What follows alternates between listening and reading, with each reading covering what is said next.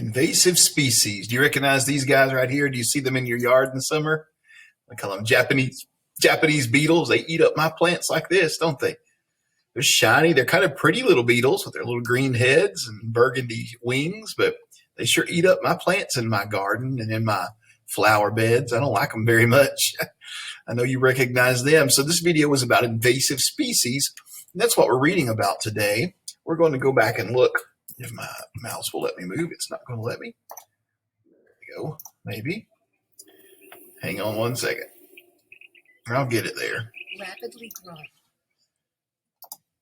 Okay. Sorry, guys. Here's what I wanted to do. I wanted to look at this screen right here. So we're looking at this standard today.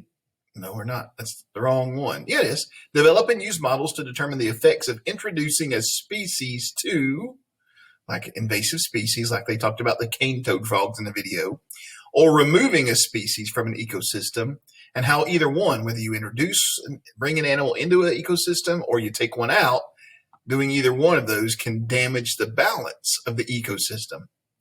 So we saw that there's millions and millions of cane-toads in Australia now. It's out of balance. There's too many frogs, not enough food for them to eat. So trying to figure out ways they can get rid of them. I've heard a lot about another invasive species, one not too far from us, big, huge snakes in Florida, the pythons.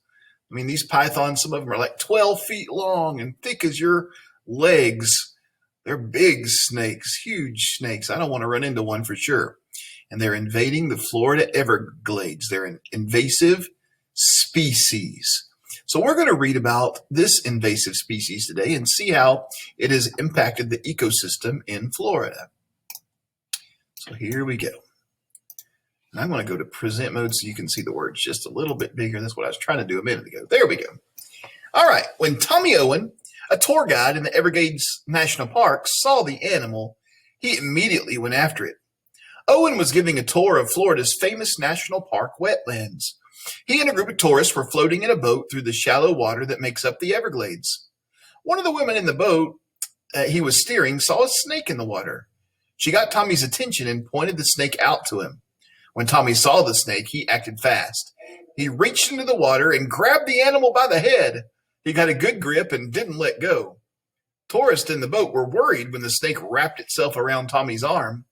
After several minutes, he got control of the animal and removed it from the water. The snake was a 10-foot-long Burmese python. It was a snake not native to Florida, and quite simply, it didn't belong there. The Florida Everglades teems with life. Situated at the southern end of the state, between Lake Okeechobee and the Gulf Coast, the Everglades is the largest wilderness east of the Mississippi River. Migratory and wading birds tiptoe through marshy grasslands. Orchids and ferns dot the hardwood forest. Alligators lounge in the shallows and on muddy riverbanks. Mangrove leaves rustle in the wind as the brackish water laps at the roots. All of this life is made possible by the presence of water. The Everglades is a natural region of subtropical wetlands. Water flows from the Kissimmee River into the wide, shallow Lake Okeechobee. From there, the lake drains south into the Everglades marsh and the Florida flats. The Everglades is sometimes called the River of Grass, after a book of the same name by author Marjorie Stoneman Douglas. The phrase illustrates the fact that the Everglades is basically a very wide and shallow river. The Florida Everglades once covered 11,000 square miles across the southern end of the state. Wetlands are an important ecosystem. For centuries, however, humans thought of wetlands as unhygienic swamps. Draining the Everglades was suggested in the late 19th century. As soon as Florida became a state in 1845, its legislature asked permission from the Congress to drain the Everglades. Canals were dug to remove or redirect the water. Land that dried out was reclaimed for agriculture or building purposes. This reclamation allowed for significant development in South Florida. Sugar farmers moved into the area and prospered, and the city of Miami took root. Approximately 50% of the Everglades was reclaimed for agricultural or urban use. Much of the northern area was polluted with phosphorus. This phosphorus was agricultural runoff from the farms near the Everglades. Concerned Floridians began advocating for saving the area in the 1930s. Their efforts paid off in 1947 when Congress created the Everglades National Park. Starting in the late 1970s, environmental concerns at both the national and international levels refocused attention on the Everglades. The area was designated as one of the world's most important wetland areas. Since then, efforts have been underway to safeguard the park and return the Everglades to health.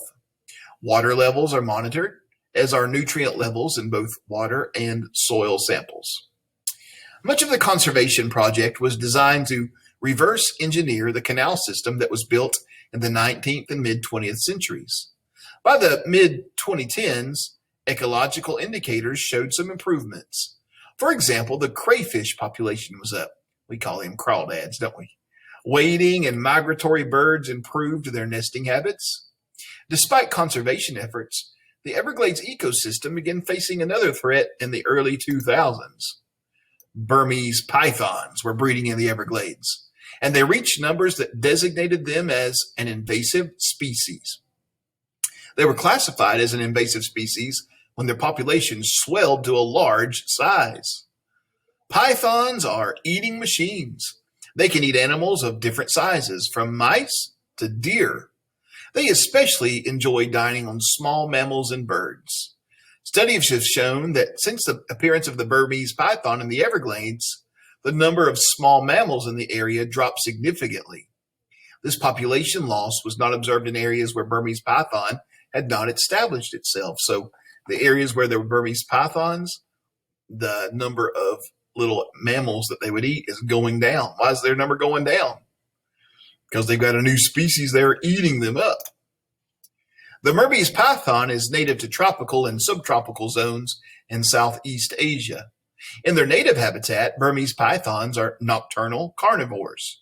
When they live close to human habitations, Burmese pythons eat rats, mice, and rabbits that are attracted to human dwellings and farms.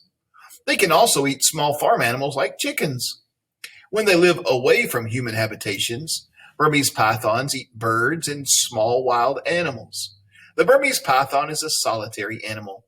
It kills by constricting its body around its prey. Python eggs and hatchlings are a food source for other animals.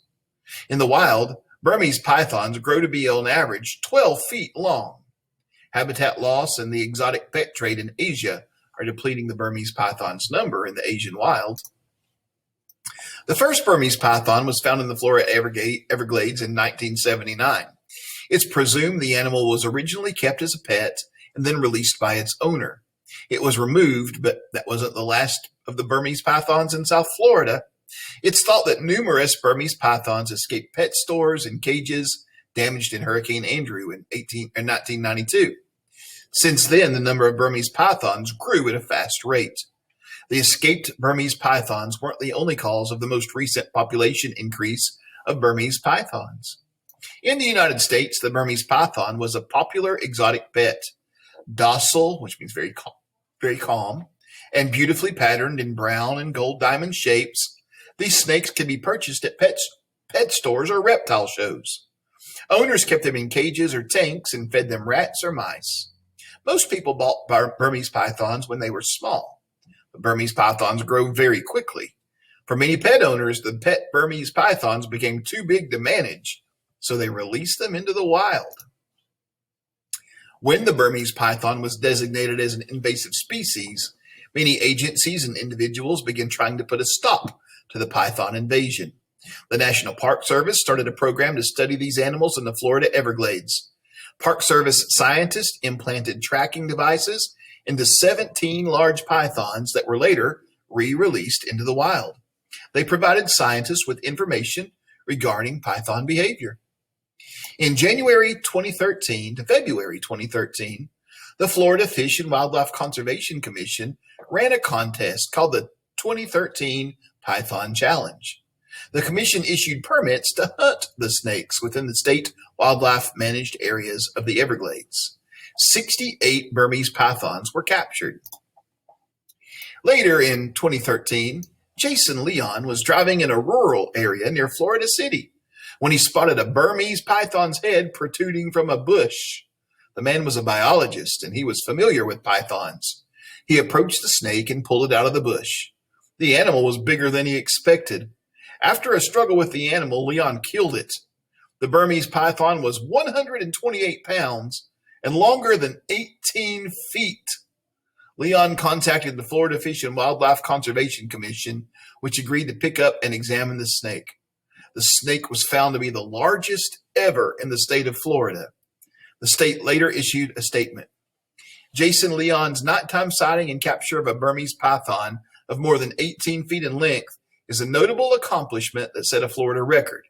The Florida Wildlife Commission is grateful to him both for safely removing such a large Burmese python and for reporting its capture. Despite these efforts, the population of Burmese pythons continued to grow. The Florida Fish and Wildlife Conservation held another contest in 2016 called the 2016 Python Challenge. All right. So, what do you think about that? That's pretty scary, isn't it? To think about big snakes could be crawling around in your backyard if you lived in Florida. That's an invasive species. They're not native. They're not normally there. How did it say most of them got to be there? Well, from pet stores. People owned them when they were little snakes and they grew big and they put them out in the wild. So interesting. Now, they hurt the ecosystem there. How were they hurting the ecosystem? Do you remember? They were eating some of the mammals that lived there. They were eating them. And so it hurts the balance of the ecosystem, as the standard said. Well, today you've got 7 questions from this text. As always, we're going to move the little circles. I always forget. I can't do it on the present mode. Move the little circles on what you think the answer is, okay? 7 of these questions. And that's what I need for you to do for me today. Hope you enjoyed learning about invasive species. And we'll learn something new tomorrow on Friday. See you then.